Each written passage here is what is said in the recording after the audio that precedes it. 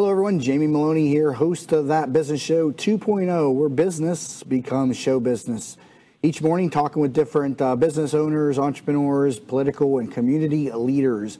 We'd love to hear your story as well. Visit tbsinterview.com, and you can learn how to come on to the program. All shows available on demand on iTunes. We're there both as a podcast and a video cast. So if you're used to watching the videos each morning, whether it's on Tampa Bay Radio or on WeBeam TV or in our Facebook group, That Business Network, we also make the shows available on demand via a video cast on iTunes, something that more and more podcasters are beginning to delve into. And in my opinion, the future of podcasting will incorporate much more video. And so all videos in high definition and subscribable to That Business Show 2.0 Videocast. Simply type in Videocast after That Business Show 2.0 to look us up on iTunes, and also available on demand on our YouTube channel, thatyoutubechannel.com. Simple URL to find us. Go to thatyoutubechannel.com. Our guest on today's program is Rocky Romanella. He is a senior partner with 360 Management Services, also an accomplished speaker and author of the book, Tighten the Lug Nuts, The Principles of Balanced Leadership. So we're going to talk about leadership and his path through entrepreneurship, and also some of the lessons from this book today. So Rocky, welcome to the program today. Hey, Jamie, thank you very much for having me, and I look forward to talking to you and your audience this morning. Absolutely. So first, give us your background. Tell us about your life as a youngster and through business and how you got to where you are today. Well, thank you very much for asking. So, simple guy. I grew up in New Jersey, born in Manhattan, but my dad came from Italy and decided one day we're going to the country. So he said, we're moving to New Jersey. So I guess in those days, New Jersey for him was the country. So I grew up in town in New Jersey, Woodbridge, New Jersey, great family. And the book in many ways is a wonderful way for me to say thank you to my dad for the values and the things that he instilled in me as a young child growing up. I grew up in New Jersey, attended St. John's University. Quite a few of us at the time needed to make a little bit of money, and we weren't going to make any money playing baseball in those days, and I wasn't really that good compared to some of my friends. And so a good friend of mine, Mike Coffey, gets a job at UPS unloading trailers, and so comes back to school and says, hey, the place is a great place to work, and it's a part-time job. So we all headed over to UPS, and so I worked my way through college at UPS, paid my way through St. John's University, a commuter college, unloading trailers, unloading trailers, became a part-time supervisor, and then driver, and then I worked my way up through UPS. I mean, I was very fortunate that UPS had a promotion from within policy, which allowed us to grow and develop and take on new challenges. And people always ask me, I moved 9 times with UPS across the country in various different jobs and opportunities.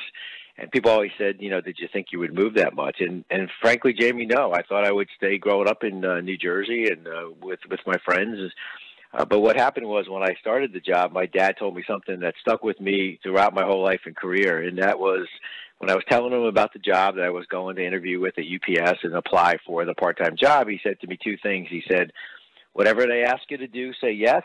And the second thing he said is, say thank you. That's a great point right there. That's a great tip, because so many people today complain, they question, they second guess. That's an excellent tip right there in and of itself right there. Say yes and say thank you for somebody who's giving you a job. Yeah, it was and then he said to me, learn your job and then learn some more. So just when you think you might know it all, don't think you do. Look around. There's probably someone that might know a little more than you do. And so learn your job and learn some more. And so I took those throughout my whole career, and that, whatever I did, I was going to learn the job as best I could, whatever it was, whether it was in sports or whether it was in a job. And then, as a parent, learn as much, because let's face it, that's probably the scariest job you take on. We have 4 beautiful kids, but, there's no training for it. And so you say to yourself, okay, we're going to have to do the best we can. We're going to, kind of learn from ourselves and those around us and those before us and those that are other parents. And try to find out what good looks like as a parent and do the best you can, and then learn some more. What are the other things you can do, and what are the other, opportunities out there for you to learn? So I thought that was just great advice. And then the little bit of difference in my UPS career versus many of my friends and partners who I worked with for 36 years, I spent 36 years at UPS, is that I was when opportunities came, as I said before, Jamie, and I said yes and thank you. So opportunities were presented to me. We purchased as a company the franchisor, mailboxes, et cetera, and then rebranded it to the UPS store. I had the opportunity to work with that group, and that was a responsibility I had, was to manage that piece of the business. And so I worked with some great entrepreneurs, great people. The UPS store network is just a wonderful network with great business owners. And the thing that makes the UPS store network a unique network is it's 100% franchisee owned. So they're all independent business owners, and they are some of the finest people you'll meet in your life. UPS is I was going to say, UPS is a great model of a professionally run organization at the highest level. I did a research paper in my strategic business course in college, and that was the capstone course where you had to put like a whole semester of effort into this paper, and I selected UPS, and it became like a 40-page report. But UPS really stands out in their policies, procedures, and above all else, how they treat their employees. Well, I think it starts with absolutely. It starts with the values. It starts with culture. It was great to work in a place where your values, your culture, the integrity that you were brought up with as a child in my family, then was reinforced in a major corporation like UPS. I mean, you always did the right things. You cared about your people. You did the little things, right? We always say the sum of many little things done well. So I think that was a great reinforcement for me. And let's face it, you stay at a company for 36 years. I didn't agree with everything that happened at UPS. I didn't disagree enough to leave. And that's what people, I think, sometimes miss, is that you're not going to agree with everything. But if they're not asking you to violate a policy, not asking you to break a law, not asking you to violate your integrity, well, then you know what? There's no perfect job out there. Even if I tell people all the time, even as a CEO, you work for someone, the board and the shareholders. Mm-hmm. That's true. So, the fact that you just think you're going to do whatever you want to do whenever you want to do it just doesn't happen. I mean, there's no place out there like that, right? You answer to someone. Even if you own your own business in a remote part of the world, well, don't you answer to the land? You don't have the right to just do what you want to the land or the resources. So you answer to someone or something at some time. And so I think that understanding that and feeling like you belong in a place where your values are respected and they have integrity, that's what you're really looking for. And so I think that was the wonderful part about working at UPS. And then the second thing that made it a little bit unique for me was we went through a series of acquisitions and built what is today UPS Supply Chain Solutions. And I was very fortunate to have the opportunity to work during that time and connect those companies together to build just a world-class supply chain company. And I had this side of the world, Canada, U.S., Latin America, South America, Mexico, and another partner had Asia and Europe. And so with that, I really got a chance to learn the supply chain side of the business and manage different people, different cultures, different parts of the world. So very, very enjoyable for me. So those two experiences really gave me a chance to meet different people, a very diverse group of people, and I just loved it. I mean, the energy and enthusiasm that those individuals exhibited and helped me with just was fantastic. Yeah, I retired from UPS. Go ahead, I'm sorry. No, go ahead. You retired? Go ahead. Yeah, I retired from UPS, natural age of 55, and then realized following my wife around ShopRite wasn't a very good idea. And I can tell you what is not value added. When you get a list and go to the supermarket and you bring back more things, I think it's, hey, value add. She says, "What'd you think? I forgot something?" So I said, this isn't going to work out. So I was contacted for an opportunity to be a CEO and board member of a telecom company where we did cell phone upgrades, cell tower upgrades, as well as installation of cable and DirecTV. Had that company for 3.5 years, and then that company was sold. And then decided, do I want to retire again? And I said, you know what, I want to, to me, leave a legacy, right? I think that's what really defines great leadership, is a place a little bit better after your time there. Do you make things better? And for me, the book was an opportunity to leave a little bit of a legacy, to, kind of a way to say thank you to my dad and my wife, who's been just a fantastic partner and really such a big influence in my adult life. And I thought, well, in this book, if I could, find a way to gratefully and respectfully thank them for this excellent career and this wonderful life we've put together, Debbie and I. And then if in this book there's an opportunity for people to learn some things, maybe reinforce some of the things that they do, what they're doing are right, they're good. And then, if they can get something out of it, I think that would be a wonderful way to leave something a little bit better behind. So, is the book written leadership on a professional level or a personal, or is it a mixture of just leadership throughout your entire life? It's a mixture of both, because I believe leadership is something that we all have concerns about, and at some point or another we are. I think sometimes what happens, Jamie, is people get caught up in titles. They say, well, you're a leader because you're a CEO or you have a title of manager. Leadership is a concept that's not only reserved for certain people with titles, but leadership it's people in business, it's people in government organizations, it's the person in charge of the PTO.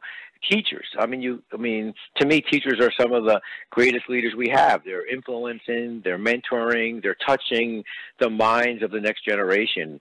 So I think that at some point or another, we're all leaders in one way, shape, or form. And so I wrote the book with the thought process that there are concepts and thoughts in the book that help you both in your personal and professional life, and I think those two are always together, right? When people say, well, the way I am at work isn't the way I am at home, that's sort of nobody can turn things off, I don't think, that succinctly. Do you know what I mean? Right. If you're a good person, you're a good person, right? All right, let's take a break here. We'll currently talk with Rocky Romanella. He is a senior partner with 360 Management Services and also author of the book, Tighten the Lug Nuts, The Principles of Balanced Leadership. And when we come back from the break, we're going to talk about what those principles are. This book follows a fictional character named Joe Scafone, and we're going to learn about him when we come back from the break. You're listening to That Business Show 2.0 with Jamie Maloney, where business becomes show business. Hi, welcome to Yeagers. We just want to take a minute and show you what we're all about. At Yeagers, our primary business is hardwood flooring, although we are remodelers for kitchen, bath, and general construction. We operate a fleet of shop-at-home vans that have all the flooring-type products, hardwood flooring, laminate flooring, tiles, stone, what have you. So we're able to come out first with products in our vehicles and take a look at the setting, how the colors will work, and then to be able to come up with some options and ideas for you. If that's not good enough, we have a large distribution center that we inventory product and have a nice display area.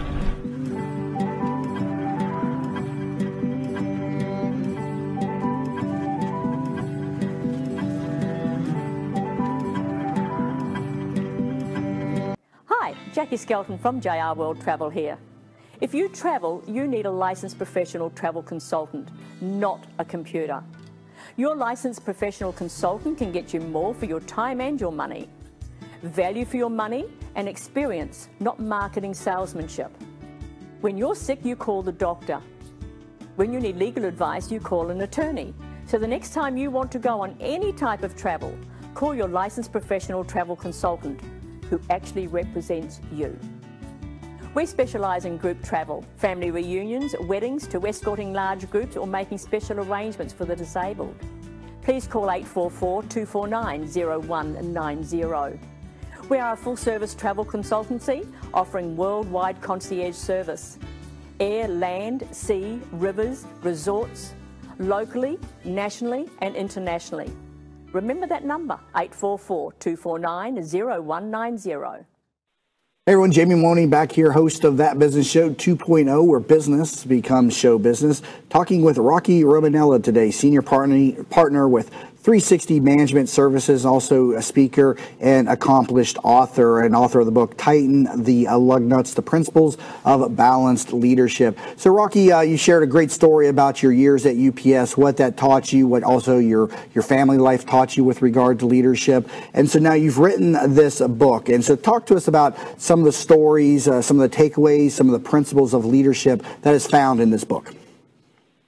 Well, thanks, Jamie. Well, the book is written in a story form because I never wanted to preach to people, and I would sit at meetings, and I never liked that feeling when someone presented you with an idea where you would say, well, you know what, I think I would do it differently, or maybe you should do it differently, or I'm not sure I think that's a good idea. And so throughout my career, this fictional character, Joe Scafone, was the way for me to easily ask that question. So I would sit at a meeting and say, do you think Joe would do that? Or what would Joe do? And so it just became an easier way for me to ask the questions and to not cut off dialogue or not make people feel like I thought their idea wasn't a good idea. It was just that I wanted them to maybe look at it differently, or I always say, don't stop at the first right answer. Challenge yourself to maybe go past that answer. And so Joe Scafone became sort of the name associated with Rocky Romanella throughout his career. People, in fact, Jamie, people would come to meetings and say to me, hey, I already covered this with Joe.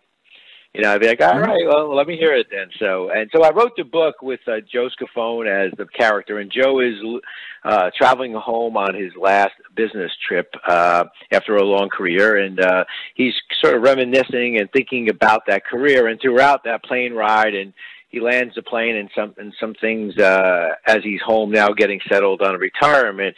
You know, he thinks through his career and some of the lessons learned, the people that he's been able to touch, and the people that have touched him and mentored him along the way.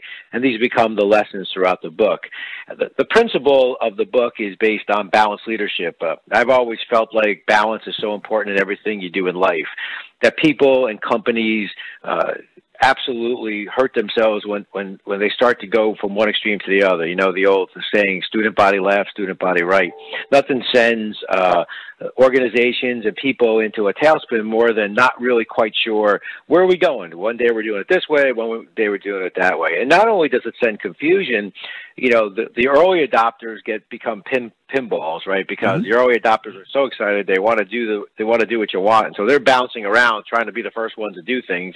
And every couple of weeks you're changing something, and then the people in the middle just say, "Hey, wait a minute, he's going to change his mind anyway," right? So then that doesn't do you any good. You never get anything done.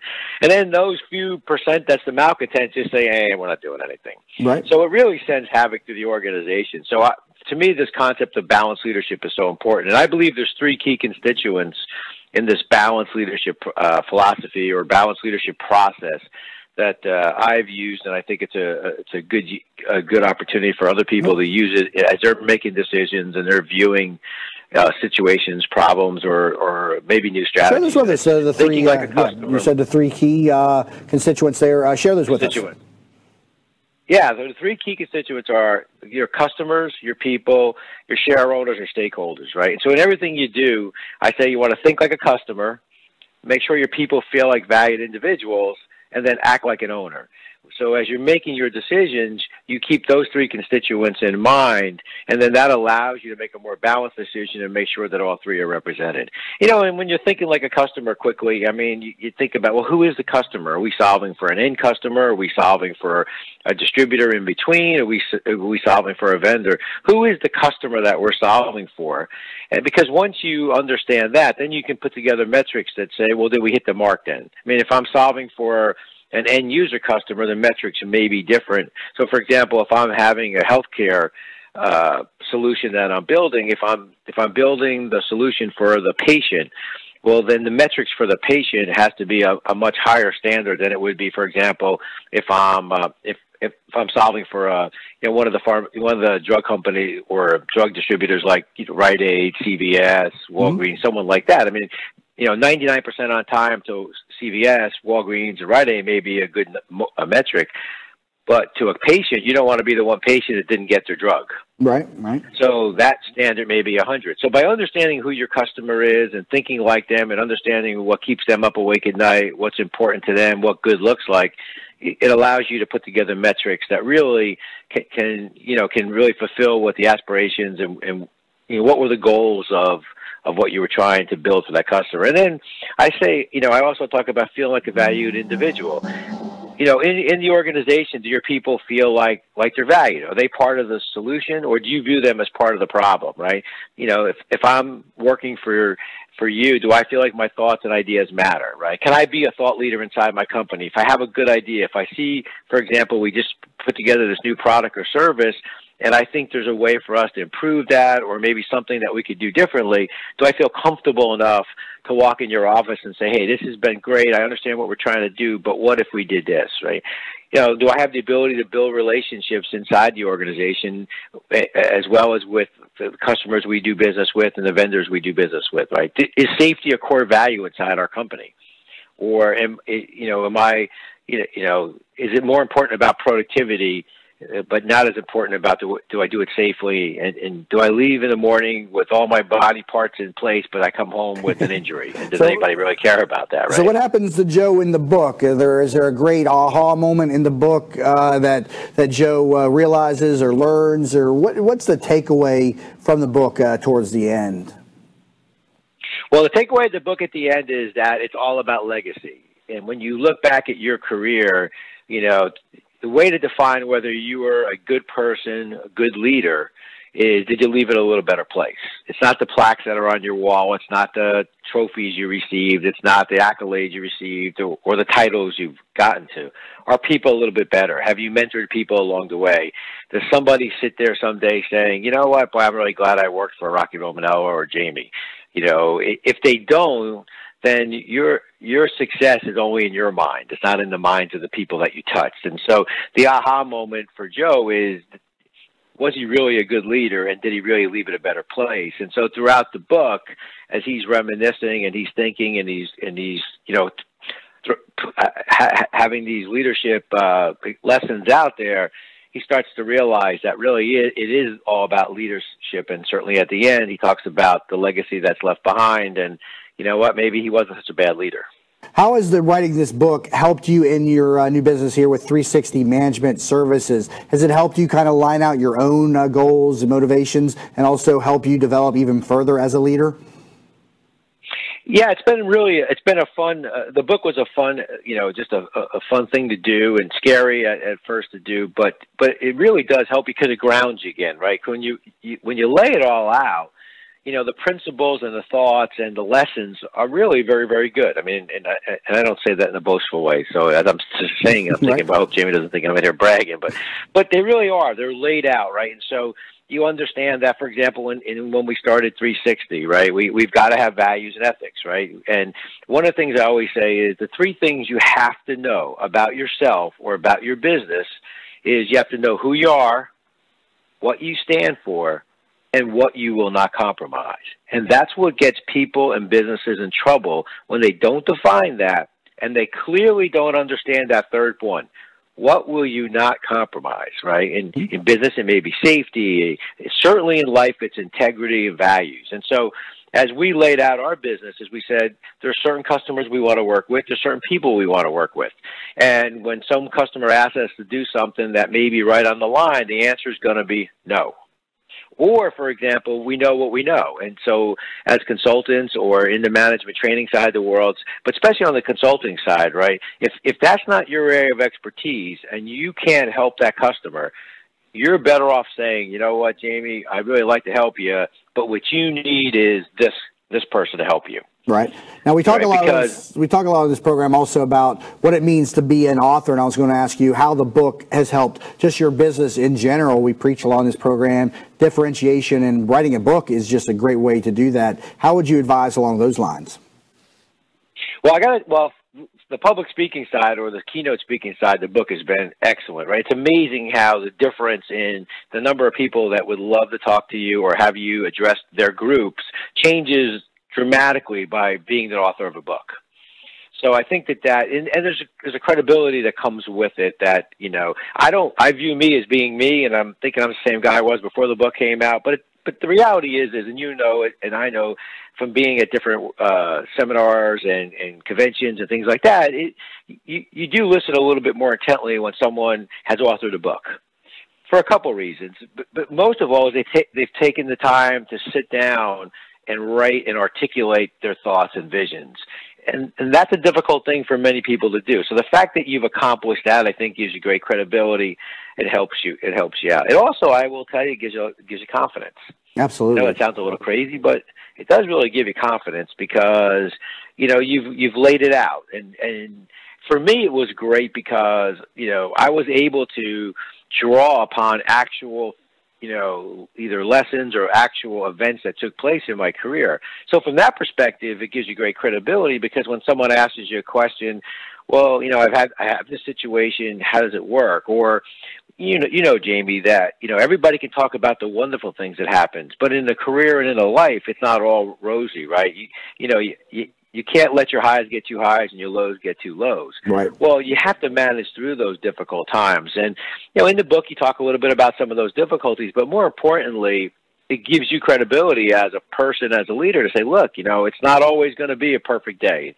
You know, things don't always go the way you think it's going to go. And how you manage through those difficulties is really what defines you as a person, as a leader, right? Because everybody can be happy, you know, slamming the ball down once you scored a touchdown. Yep. But it's when, you know, it's after the fumble, what do you do, right? It's after the difficulties, what do you do? And I think that's what defines a person and defines their character and gives them the credibility to talk through the difficulties. Now we got to wrap up. Rocky Romanella, senior partner at 360 Management Services, speaker, and again, author of the book, Tighten the Lug Nuts. Availability real quick. Rocky, where can people pick up the book? Online at Amazon and Barnes & Noble. You can download the Kindle. So those are the two places you can get it right now. And I'd love for people to read it. And on our website, www.3 and then the word 60 managementservices.com. I love to hear your comments or tell me what your favorite story is. And I will say real quickly, if I can, Jamie, that so far the thing that I've enjoyed the most is on the comments and back is that people have emailed me or written me back and said to me, you know, once I put the book down and the first thing I did was call my dad. Or, you know, or my dad's passed, but I thought about my conversations with my dad. So, you know, I didn't write the book with that thought. I wrote the book, you know, as I said before, as sort of a grateful, respectful way of to thank my dad and my wife. But the fact that people would put the book down and call their dad or talk to their parents again or have conversations with their dad or think about them now that they've passed has been an outstanding unintended consequence. Right. And I got to tell you, it really makes me feel well. All right. Rocky Romanella, again, thank you so much for being with us today. And you can pick up the book and learn more. The number 360managementservices.com, 360managementservices.com. So, Rocky, thank you so much.